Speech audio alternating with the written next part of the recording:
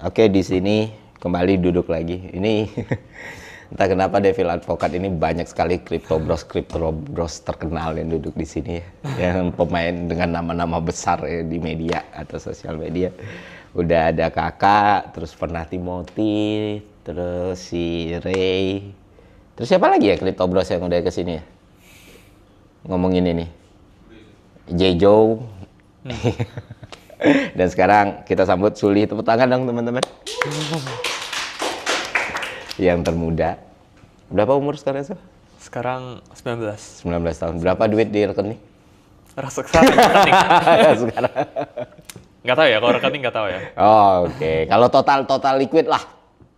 Ya kayak kata media aja lah. Nggak 1 juta lah. 100 juta. 1 juta US dollar. 1 juta US dollar. Iya. Aman itu ya? Aman. Aman.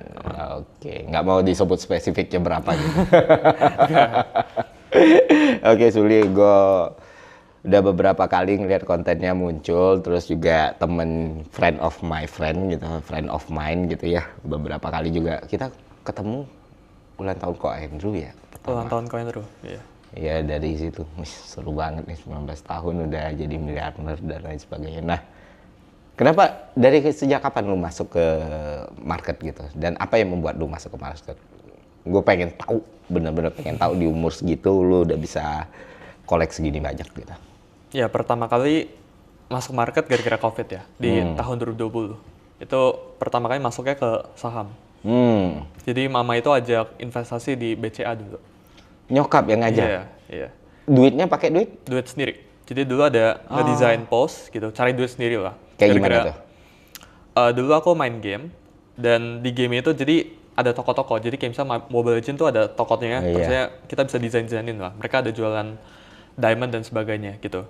Aku buat desainnya buat mereka. Terus aku nge-retain kayak 5 atau 6 toko dulu. Jadi mereka bayar ke aku setiap bulan. Duitnya itu aku simpen di rekening orang tua. Terusnya dicatat di buku, debit credit gitu sama orang mama gitu. Pas uangnya udah 3 digit sama mama, jadi di buku tuh udah ratusan juta, udah 100 lah. Oh, dari hasil lu ngedesain produk untuk game ini? Ngedesain post ya, IG post gitu. Jadi kayak aku nge-manage account IG lah dulu. Iya. Udah 100 jutaan kurang lebih. Mama minta, oh ini duitnya jangan ditaruh di bank aja, ini diinvestasiin gitu. Kebetulan itu marketnya lagi crash di COVID 2020.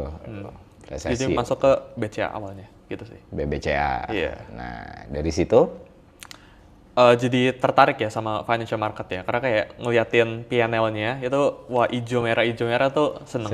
Gitu. Dibukain akun sekuritas sama orang tua, jadi cobain ke market lain lah. Jadi dulu forex juga ada gitu, commodities kayak trading gold itu ada.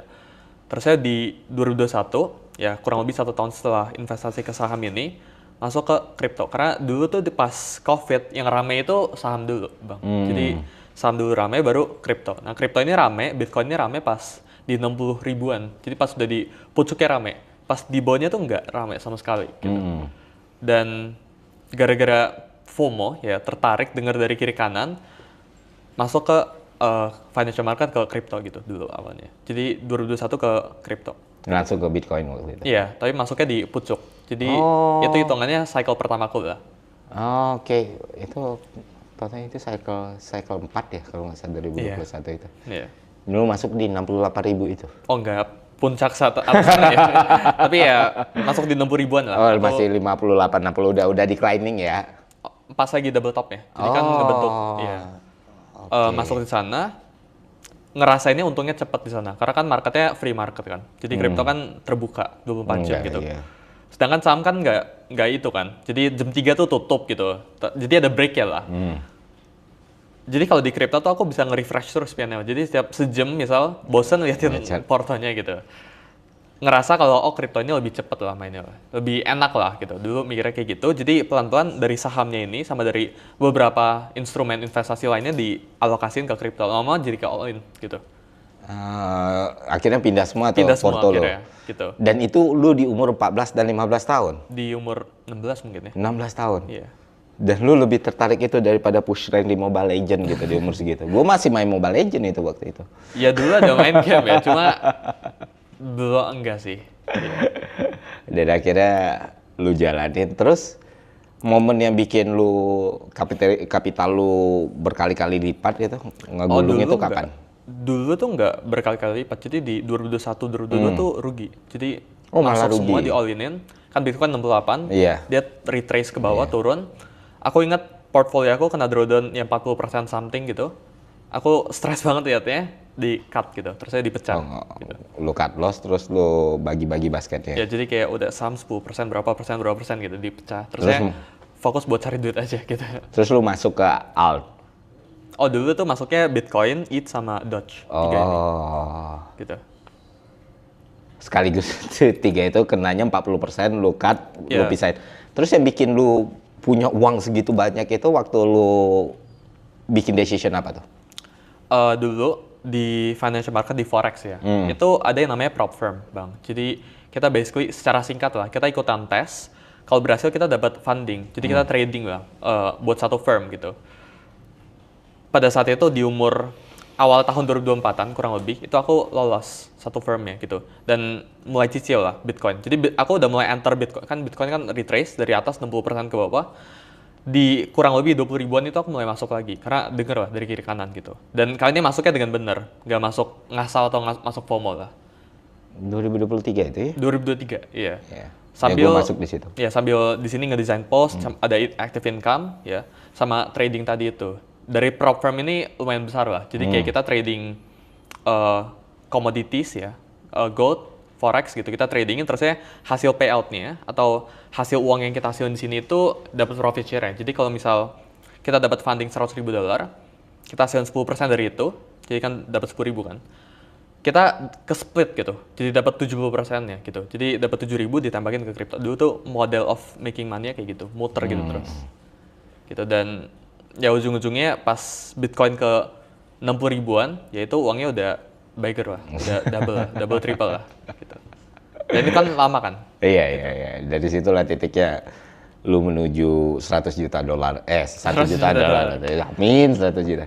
Nah, sebenarnya ada beberapa hal dalam story lu ini ya yang seakan-akan itu kan to be true ya. Kayak orang lihat di usia 14 masuk ke saham 15, mulai diversifikasi aset, terus masuk ke Bitcoin, sempat cut loss di 40%, terus rebound, comeback gitu, terus jadi sulian sekarang gitu. Tapi suffer dan perjuangan yang benar-benar lu rasain dari umur segitu sampai sekarang gitu tuh apa sih gitu? Apa sih orang yang nggak tahu yang menderita banget yang bikin lo ngerasa kayaknya gue harus berhenti deh atau something like that. Kayaknya ini bahaya deh. Kayaknya gue ini deh. Ada nggak sih? Oh, kalau mikir berhenti mungkin enggak ya. Karena dulu tuh jadi mungkin ada yang kepotong ya cerita dari awalnya. Aku juga pernah ceritain di salah satu podcastku. Dulu tuh aku bilang ke mamaku, karena jadi dulu trading sempet untung. Tapi pas di sempet untung itu aku kasih tunjukin ke mama gitu. Aku bilang, "Ma, aku nggak pengen kuliah, aku pengennya trading aja. Ini lebih cepat, udah nggak usah kuliah, nggak usah 4 tahun, terus saya kerja. Ini nggak make sense buat aku karirnya gitu." Dulu mikirnya kayak gitu. Dan aku bilang duit dari kuliah ini, ya SPP-nya ini dipakai buat trading aja. Jadi dulu tuh sampai pinjem 47 juta buat trading gitu. Dan ujung-ujungnya ini kena margin call gitu. Jadi ya mungkin ya hal yang paling aku ingat itu ya dari sekian lama ya gitu. Tapi lu sendiri dengan pergaulan lu dilihat kayak alien gitu gak sih? Lu sendiri berteman gak sih dengan teman-teman lu? Lu nongkrong gak sih gitu? Oh, nongkrong. Tetap nongkrong? Iya. Sambil merhatiin chart gitu? Ya kadang-kadang ya. Terus teman-teman lu gak kepo apa? Lu ngapain terus cerita gitu? Oh, mereka udah tahu sih. Mereka ngikutin sih dari awal. Jadi teman-teman sekolah tuh dari awal ngeliatin. Jadi kalau misal di kelas lagi break, itu kan boleh buka laptop, aku bukanya chart gitu, bukanya YouTube, nontonin apa gitu. Dari dulu udah teman-teman sekolah udah liatin sih, udah jadi saksi sih. Terus mereka tertarik nyoba juga nggak? Ada beberapa yang tertarik sih, cuma yang bertahan lama itu belum ada.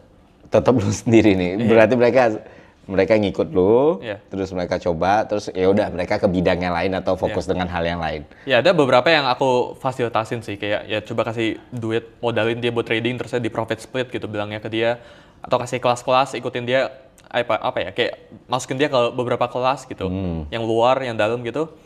Tapi nggak ada yang tahan lama tuh nggak ada sih. Ya karena capek kan, Iya. energinya kan butuh banyak gitu. Terus ada nggak momen-momen di mana lu ngerasa kayak wah kayaknya kalau gue terusin gue bakal rugi besar ini gitu. Ada turnover momennya nggak di lu sendiri yang bikin lu belajar sesuatu gitu? Kalau diterusin rugi besar enggak ya? Tapi karena jadi alasannya dulu masuk ke financial market itu ada dua, Bang. Yang pertama tuh aku mikir kalau game ini bangkrut atau kalau toko-toko ini bangkrut, ya anggapannya gamenya tutup lah gitu. Dan game itu kan siklus kan, bisa naik turun gitu. Aku mikirnya kalau gamenya tutup atau gamenya redup, aku nggak bisa cari duit lagi dari situ. Jadi aku harus segera cari source of income yang baru. Dulu mikirnya kayak gitu.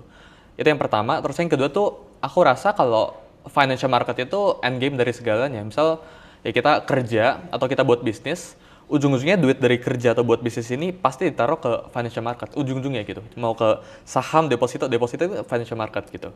Jadi dari dua alasan itu, ya aku ngelihatnya ya financial market ini hal yang aku harus seriusin sih, gitu. Oke. Yang jadi pertanyaan gue adalah setelah lu dapat gain dari situ, lu take a profit dari situ, lu establish secara keuangan, apa yang menyebabkan lu kepikiran untuk buka kelas dan berbayar gitu?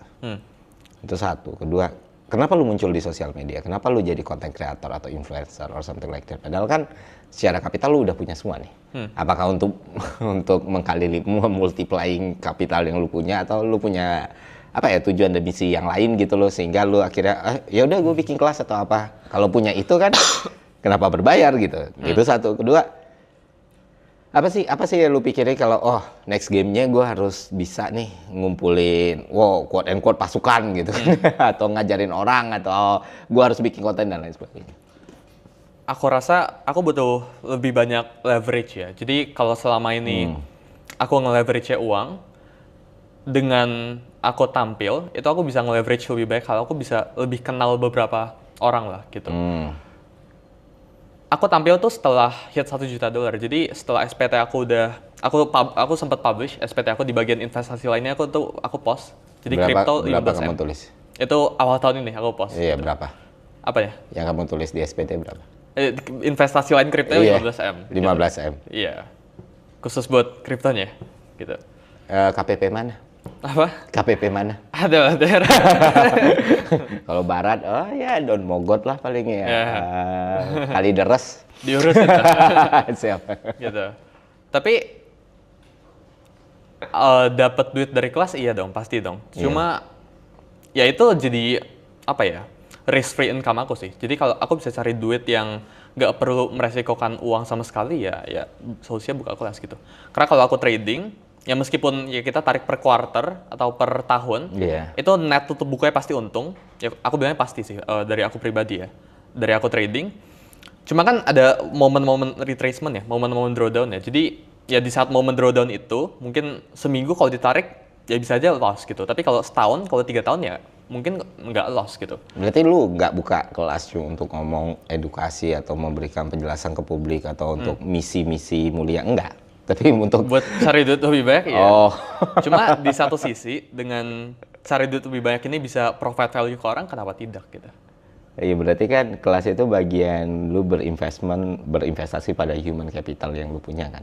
Karena kan knowledge yang lu bagi ke orang. Yang mana kalau lu menghasilkan uang dari HCI, human capital index yang lu punya, ya kan risknya 0. Karena apa yang lu tawarkan ke publik kan.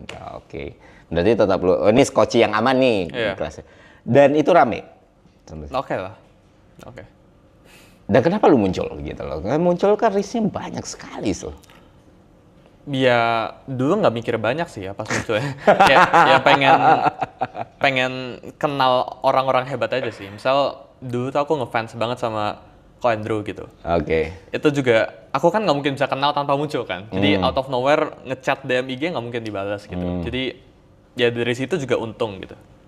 Jadi karena lu mau memperbesar networking, akhirnya gue build diri gue sendiri muncul di Karena logiknya tuh ya kalau dari orang yang udah made from the market ya, kayak gue sering nggak bisa relate atau sering susah relate gitu ya. Kalau gue bikin konten ya karena gue mau cari uang. Itu different cake kan. Kalau ini kan uangnya mereka udah dapat. Karena fame itu kan berbahaya ya. Fame itu lebih banyak mudorotnya kalau kata orang mah. Kayak hidup lu jadi terbatas segala macam. Oh, jadi lu sendiri untuk networking lebih luas, akhirnya muncul, akhirnya ngasih edukasi, akhirnya bikin kelas. Ada nggak bagian dari semua itu untuk ngevalidasiin value-value yang lu rasa ini nggak bisa dibeli sama duit nih? Misalnya kayak didengarkan orang atau diakuin orang dan segala macam. Dari dalam diri lu sendiri deh. Ada nggak keinginan kayak gitu? Mungkin yang aku dengar dari beberapa temenku ya, yang ya duitnya baik banget, tapi anonim, itu mereka suka diremehin. Jadi misal kemarin aku baru ketemu Bisugo, kalau Bang Ferry tahu, dia on chain itu duitnya 2 triliunan, cuma ya pasti di belakang jauh lebih baik dari itu, karena yang ditunjukin kan 2T. Dia bilang ke aku, bahkan dia kepikiran buat muncul. Kenapa? Karena dia bilang kalau anonymous tuh ya orang tuh suka ngeremehin kita gitu. Kayak orang nggak kenal kita di jalanan di mana. Di kayak people nggak look down ya. Iya, look down to us lah gitu. Ya itu mungkin jadi salah satu ini ya, reason ya. Cuma dulu nggak banyak mikir kayak gini sih. Ya buat konten aja.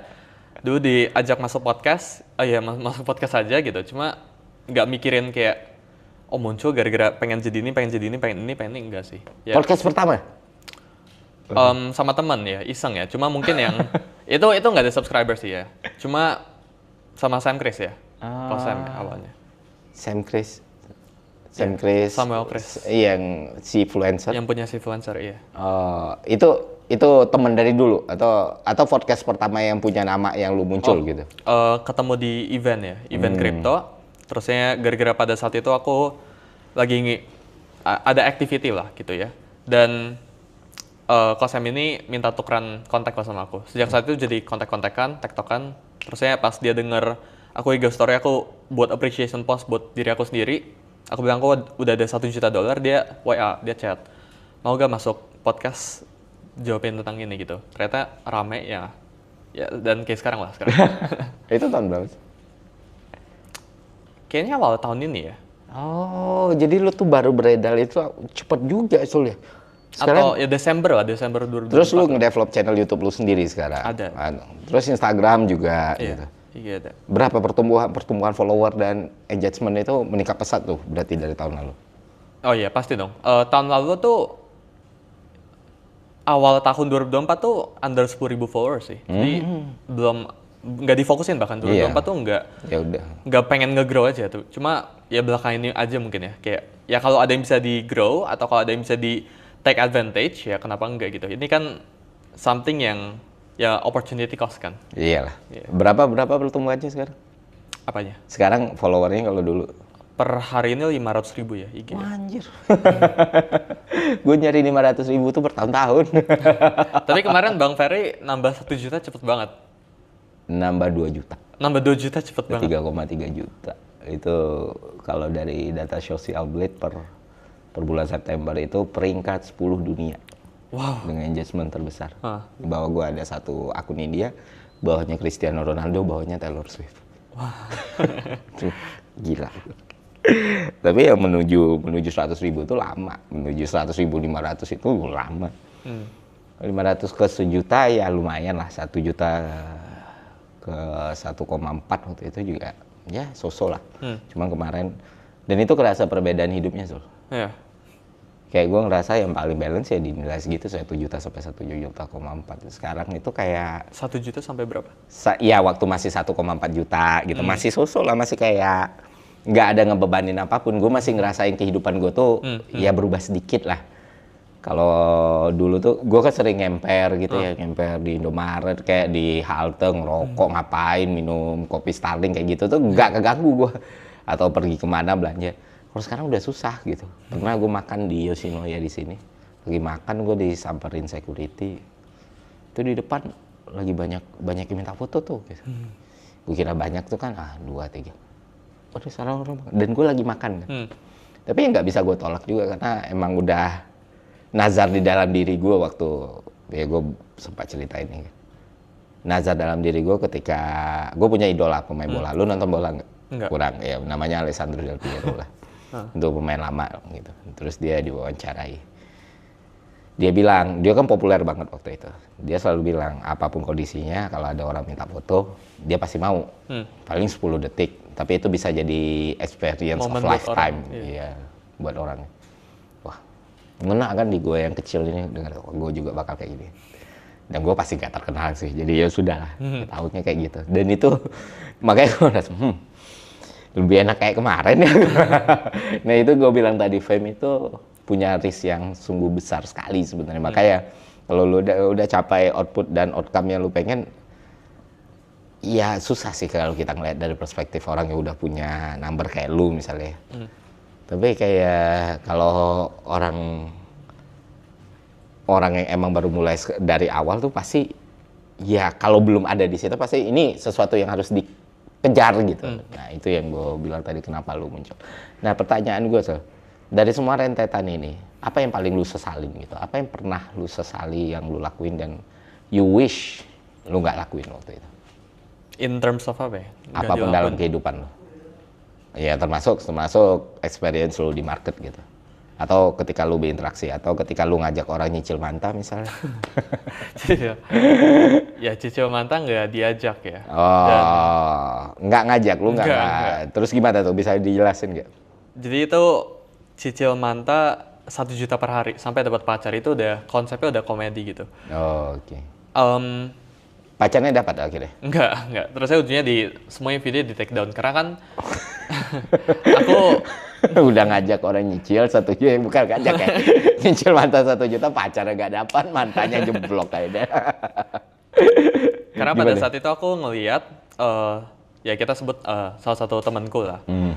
Dia ya aku lihat, aku pengen appreciate dia dengan nge-take down aja sih. Singkatnya kayak gitu lah. Yeah. Aku pengen, ya karena kan setiap hari tuh orang bisa lewat kan. Jadi kalau kita udah post video 3 bulan yang lalu pun, hari ini pun bisa lewat di reels Iya, orang. algoritma. Dan ya aku lihat temanku ini nggak pengen nge-brought up manta gitu dulu. Jadi makanya aku take down semua videonya. Dan ya mungkin gara-gara aku dulu dia jadi kena banyak isu gitu ya. Jadi ya aku decide buat take down gitu.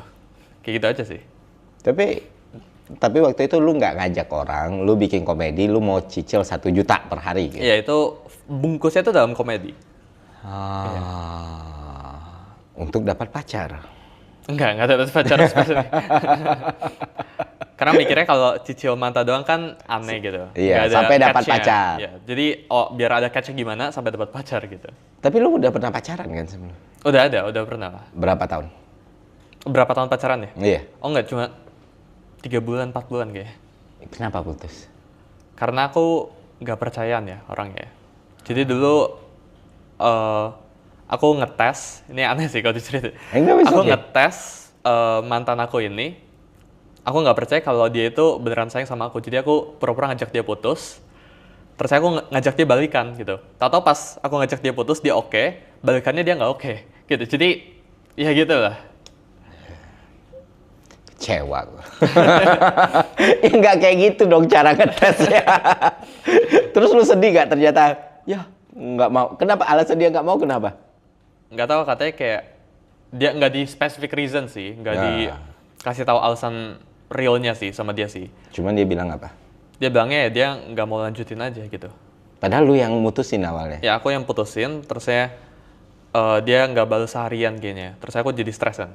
Iya. karena kan ini ngetes awalnya, bukan pengen putusin awal, putusin beneran gitu. Terus dia bilang oke, aku ajak dia balikan, dia no gitu. Jadi gitu lah. Ya itulah teman-teman, ada yang nggak bisa dibeli sama uang. Nah, hal-hal kayak gini lah yang nggak bisa dibeli sama uang ini.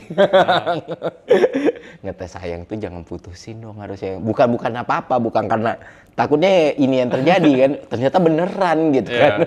Iya. Terus setelah itu ada kepikiran, gua harus cari pacar lagi nih. Enggak sih, belum sih. Terakhir tuh putus aku kurung diri di kamar tuh kayak 7 hari kayaknya. Oh. Jadi kayak stres banget kan. Kenapa stres? Karena lu sayang beneran.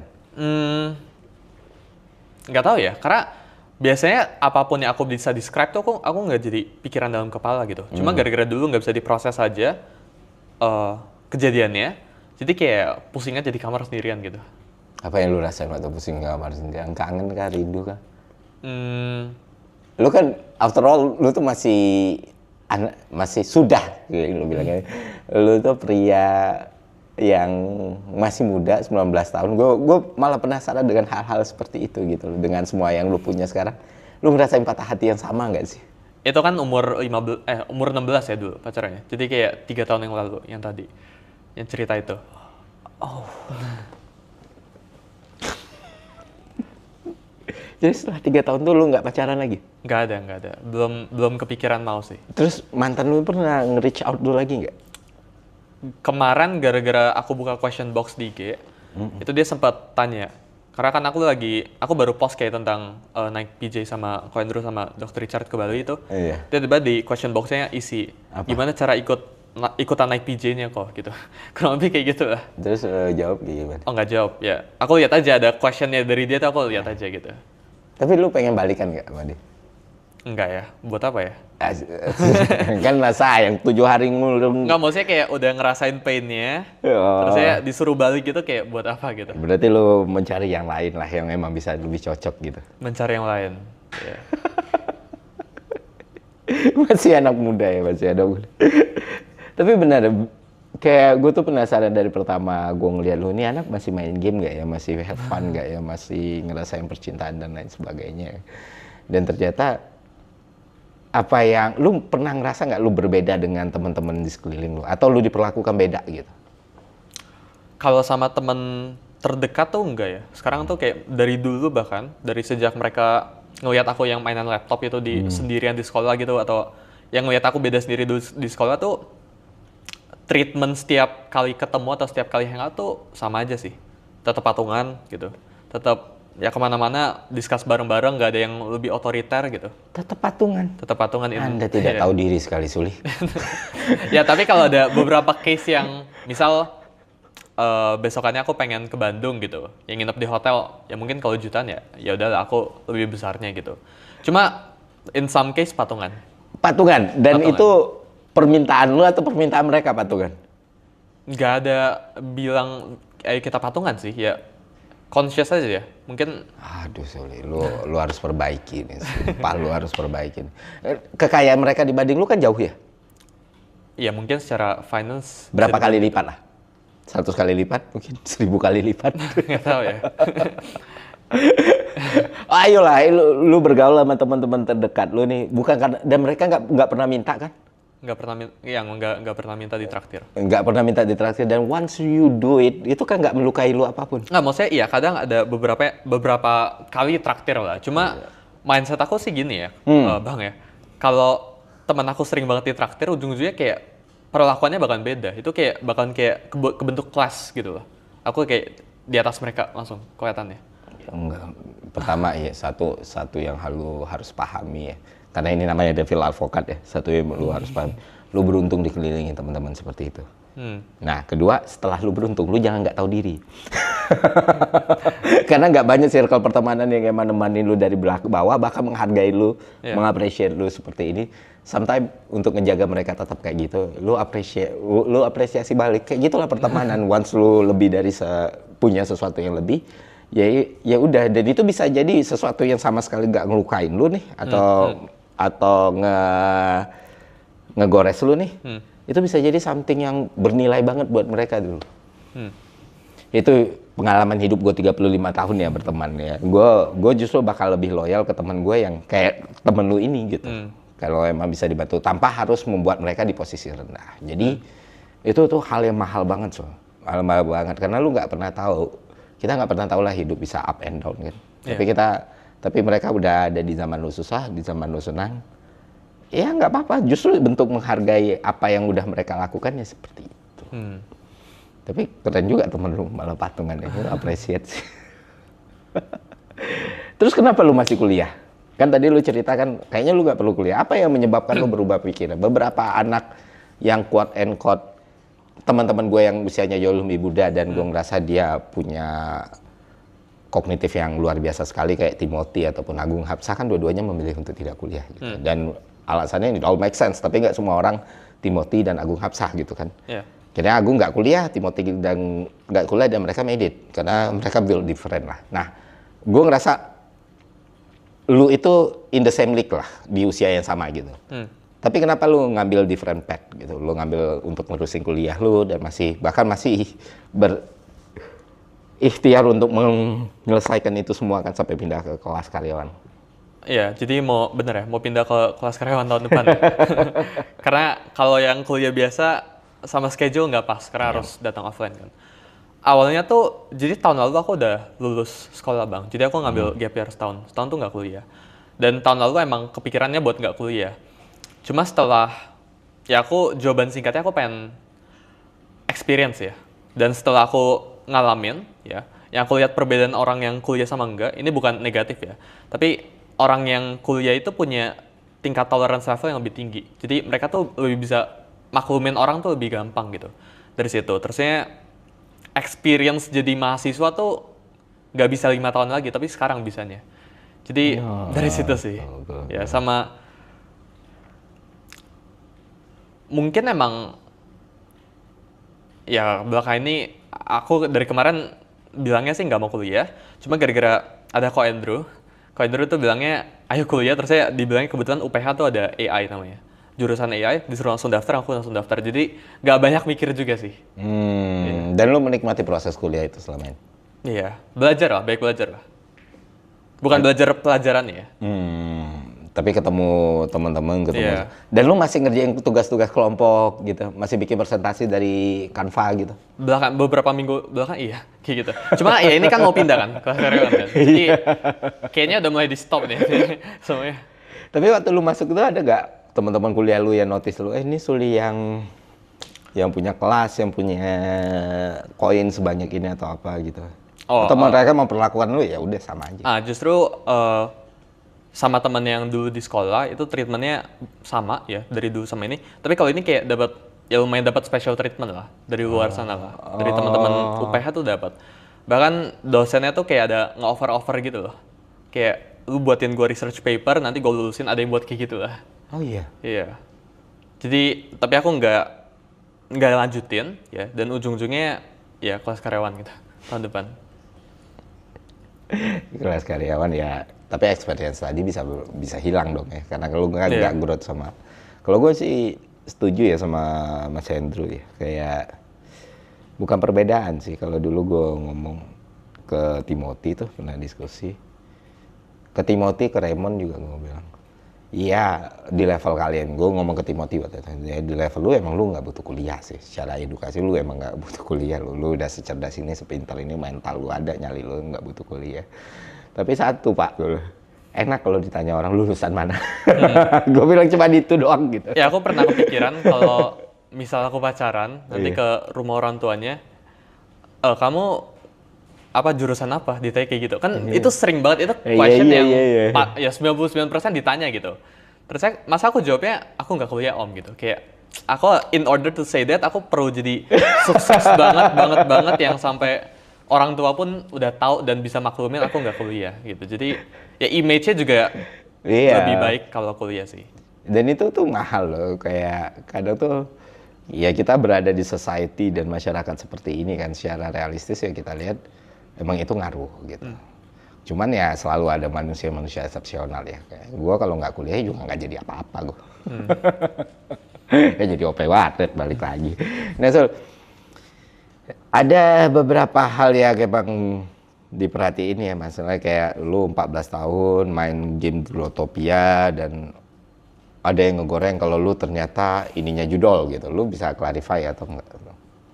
Ya jadi kan Growtopia itu game ya bang, itu MMO 2D sandbox lah kurang lebih. Kita bisa cari currency di sana, namanya Diamond Lock. Jadi kita bisa farming atau trading atau apapun di sana, kayak dunia nyata basically, tapi ada currency-nya. Dan gamenya itu ngelarang buat in-app purchase, jadi kayak ngelarang buat kita jual beli ke sesama orang. Kita kalau pengen top up tuh harus top up-nya dalam game gitu. Dan di dalam gamenya kebetulan ada kasino lah gitu. Dan dulu tuh aku jadi salah satu community manajernya. Aku ngedesainin postnya dan sempat buatin reels di sana gitu. Orang yang kasino di sana itu nggak pakai judul real life pakai rupiah tuh enggak. Mereka pakai currency dalam game ya gitu. Dan ke frame-nya seakan-akan aku buat judul lah, gitu lah. Tapi kenapa orang bisa tahu? Emang itu direkam atau kayak gimana gitu? Ya karena kan dulu aku content creator kan di Growtopia. Dan ya cukup ada lah orang beberapa yang ngikutin dari dulu tuh ada sampai sekarang gitu. Dan itu yang akhirnya di framing kayak gitu. Ya di frame-nya aku punya judul atau ya promosiin judul lah. Gitu. Terus lu ngerespon hal-hal kayak gitu gimana? Misalnya serangan-serangan di internet di usia lu sekarang. Ya jujur, gue hampir 2 kali lipat usia lu aja tuh pasti keganggu loh gitu loh. Nah lu sendiri secara mentalitas seperti apa ngelihat? Apalagi waktu Zero Sum Game itu ya, gue sering ngeliat anak ini kena serang gue, kasihan gue. Nah itu tuh sempat down dah lu ngerasain kayak gitu. Misalnya lu difitnah ngelakuin sesuatu yang nggak lu pernah lakuin terus di framing kayak gitu. Ya mungkin kalau dari dulu ya, kalau beberapa bulan yang lalu ya, karena kan jadi aku udah jadi content creator emang udah dari dulu, udah pernah ngerasain kena hate udah 4 tahun 3 tahun yang lalu. Jadi mungkin sekarang ya selama itu nggak parah-parah banget, ya aku ada framework berpikirnya sih kalau kena hate sih ya. Jadi kalau ada hate yang muncul, lihat dulu ini bener atau enggak, ya kalau bener evaluasiin gitu. Tapi kalau enggak ya simply ignore aja sih selama itu enggak melewati batas atau selama itu enggak ofensif atau terlalu menyerang ya gitu. Dan terlalu mengganggu tuh aman-aman aja sih. Jadi enggak terlalu banyak dipikirin sih bang. Kalau ada nggak yang pernah terlalu mengganggu buat tuh? Sampai lu ngerasa ini ya harus ada follow up action nih gitu. Mungkin sekarang enggak ya. Dulu-dulu? Ya dari dulu belum ya. Jadi mungkin sampai sekarang belum ada ya. Gue simulasikan kayak gini deh. Misalnya lu kena... Oh sorry, aku potong. Dulu ada pernah satu orang datengin rumahku buat belajar trading. Aku nggak tahu dia tahu rumah aku dari mana. Gitu. Itu mengganggu sih dari situ sih. Cuma itu bukan hate ya. Tapi sempat ada ya gara-gara fame orang jadi datengin ke rumah aku terus saya minta belajar trading gitu tanpa aku tahu sama sekali orangnya siapa. Itu pernah. Pernah. Dan itu udah mengganggu buat lo? Itu mengganggu. Oke, tapi selama ini di media sosial belum ada yang cukup buat bikin seorang Suli itu nggak tidur atau stres atau apa? Aman sih, nggak ada sih. Kalau misalnya ada nih, katakan 11 akun gitu atau 10 akun di media sosial yang setiap hari itu bikin konten jelek tentang lu nih, ngefitnah lu dan terjadi dalam 3 bulan gitu. Itu bakal lu merasa ini terlalu ofensif atau enggak? Ya mungkin ya baik lagi ya frameworknya tuh selama itu nggak bener ya udah di ignore aja sih. Ya, okay. Karena menurut aku kalau kita fight back ya atau kalau kita ngerespon tuh ya kita kayak kasih energi gitu ke orang itu. Kayak orang udah transfer energi ke kita, udah nyerang, kita tampung. Terus kalau kita fight back tuh ya kita nih balik nih gitu kayak menurut aku. Iya lu cuma bikin bolanya tambah bergulir aja. Jadi lu bakal terima aja, udahlah ignore aja gitu. Dan itu bukan something yang bisa diinin kan. Kayak ketika kita ya bahkan gak usah fame deh. Ketika kita berkarya atau dimanapun itu, ya pasti ada aja orang yang gak suka sama kita sih. Itu udah kita nggak bisa 100% gitu kayak people happy on us tuh enggak gitu, nggak mungkin. Dan ya dengan mungkin ya pemikiran itu ya atau framework itu ya udah notice aja kalau orang nggak suka. Yang penting lebih banyak orang yang merasakan manfaatnya dari aku atau merasakan ya happy sama aku daripada orang yang nggak suka sama aku gitu sih. Nah, yang menarik kan berarti in the long time ya, in the long run, lu kan masih punya banyak banget waktu nih. Kedepannya lu pikirin apakah tetap melakukan apa yang lu lakuin sekarang, tapi lu punya cita-cita atau impian Suli di masa depan itu seperti apa gitu? Kalau bikin hedge fund mungkin atau something like that? Ya kalau kayak hedge fund atau fund gitu kan itu simply tinggal kemasin aja kan apa yang aku punya. Mungkin buat beberapa tahun ke depan ya nggak ada yang spesifik goal ya gitu. Cuma sekarang tuh palingan pengen fokus ke community sama yang nge-grow diri aku aja sih. Jadi belum ada ya mungkin lebih tepatnya spesifik goal yang aku rasa aku harus incar. Karena menurutku orang yang set goals itu klise, itu pedang bermata dua. Kayak ya kalau kita targetin sesuatu, misal aku targetin ini awal tahun 2026, aku targetin di akhir tahun aku pengen reach 100 contohnya. Tahu-tahu di bulan ke-6 aku dari 100. Ini kan masih ada 6 gap ke atas gitu. Jadi orang bisa stop di 6 ini. Padahal harusnya mereka bisa lanjutin buat bisa lebih maksimal. Cuma mereka nggak maksimal buat ngejalanin. Jadi goals itu menurut aku pedang bermata dua gitu. Jadi lebih baik lu nggak netapin goals yang spesifik. Ya dan just do my best aja sih, everyday sih. Jadi apa yang depan mata, ya aku kerjain yang terbaik aja gitu. Nggak ada cita-cita untuk punya lower third khusus, misalnya Suli, pemilik visi A gitu atau apa? Mungkin sekarang belum ya. Belum. Tapi bidang apa yang mau lu masukin? Bidang the new things yang mau lu masukin dan mau lu kuasain, mau lu conquer? Oh sekarang sih ya purely finance and investment ya. Ini udah jadi forte-nya aku lah. Jadi kedepannya mau berapa tahun ke depan pun, kalau misal aku sentuh industri luar pun ya itu purely for investing. Kayak misal ada pengen bikin lapangan paddle, terus saya misal pengen bikin gym itu ada gitu. Tapi itu ya investasi aja. Jadi ya aku pengen forte-nya emang pengen sini sih. Aku pengen jago banget di finance and investment sih. Terus kenapa lu ngambil AI? Itu gara-gara kau Andrew tadi, makanya switch ke ini law hukum nanti. Switch karyawan ke kelas hukum. Why? Kenapa hukum? Kenapa lo? Pertama itu yang paling bermanfaat dari semuanya. Terus yang kedua, ya karena aku di finance, terus aku jadi content creator, aku rasa ini something yang aku at least butuh gitu knowledge-nya sih. Dari situ sih. Oke, karena ya benar-benar yang lu kejar knowledge-nya lagi, bukan lagi soal ini ijazah gue bawa kerja atau enggak ya segala macam. Nah, Sul, apa yang pengen lu sampaikan ke orang-orang di usia lu atau yang lebih muda atau yang lebih tua yang nonton konten ini, kira-kira sesuatu yang mungkin lu nggak lakuin dan bisa mereka lakuin gitu loh, untuk hidup mereka lebih baik secara finansial, sosial ataupun lain sebagainya. Ya mungkin dari sini ya, dari mulai aja dulu ya. Apa yang aku pikirin ya. Karena most people atau misal di generasi aku sekarang itu kebanyakan mikir sih. Mereka kebanyakan mikir oh bakalan gagal, bakalan diomongin orang dan sebagainya. Jadi mereka nggak mulai aja dulu. Jadi menurut aku ya simply buat generasi aku, misal mereka pengen mulai apapun itu, mulai cari duit, mulai apa, yang penting mulai aja gitu. The first step aja sih. Ya. Yang penting selalu mulai first step. Iya. Kalau mereka mulai tanpa perhitungan yang jelas kan bakal kolaps juga nantinya. Masalahnya buat kayak Gen Z, ya aku anggap orang yang nonton sini ya punya tanggungan orang tua, di bawah tanggungan orang tua lah ya. Itu ya nothing tulus sih. People ya generasi aku sekarang itu, bahkan aku nothing tulus sih. Jadi ya apa yang kita hilang kalau kita gagal kan? Jatah gagalnya masih banyak. Jatah gagalnya masih banyak. Karena advantage satu-satu yang kita punya itu waktu kan, Gen Z kan. Jadi resource yang kita punya itu waktu. Jadi kayak orang kan kebalikan. Misalnya orang udah umur 40, mereka udah punya uang tapi mereka nggak ada resource waktu gitu. Sekarang kita Gen Z ini, kita punya waktu gitu. Udah manfaatkan waktu itu sebaik-baiknya. Ya itulah yang nggak bisa dibeli sama uang, jatah gagal yang banyak gitu kan. Namanya R&D itu, research and development, itu baru bisa jadi produk yang bagus setelah gagal berkali-kali. Nggak ada produk bagus itu lahir dari R&D yang kegagalannya sekali dua kali gitu. Selalu. Nah itu yang perlu kalian ingat. Lu pernah gagal nggak, So? Oh sering ya. Kalau sebelum make it into trading, margin call itu 11 kali. Margin call itu kena liquidation ya. 11 kali itu ada. Duit aku reset ke nol tuh berkali-kali sih itu. Jadi ya gagalnya banyak sih. Tapi udah dihabisin dulu kan. Jatah gagalnya udah habis. Setiap kegagalan yang terjadi ngurangin probabilitas kegagalan ke depannya. Karena lu belajar. Setiap kita gagal tuh semakin deket lah ke sukses lah.